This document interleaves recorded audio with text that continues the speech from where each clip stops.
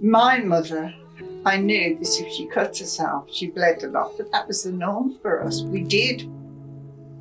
I always remember my mum saying, I bleed a lot, and I think the children do too. She had a tooth out. I can remember going into the bedroom, she was in bed, towels, just soaking up blood. And it was from then that they'd said, we think that you've got haemophilia. When they tested me for everything and found out I had got a bleeding disorder, they tested my children as well then.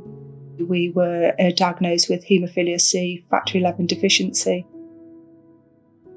When I was at school, especially secondary school, I felt very lonely and isolated. But then when I met my husband, he was very understanding and supportive.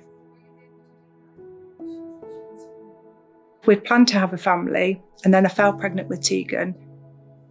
We always were of the caution that Tegan may have a bleeding disorder, so we really have to be careful if she has a bump or a knock, and especially, head injuries are really serious. Any bump to the head, we would have to take her straight to the hospital.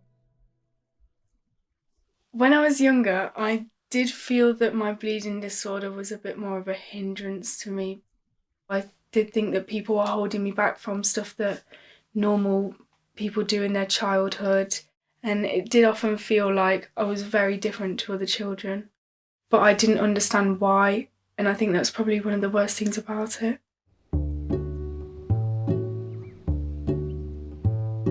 I started horse riding when I was 2. It's just something that I've loved for a really long time.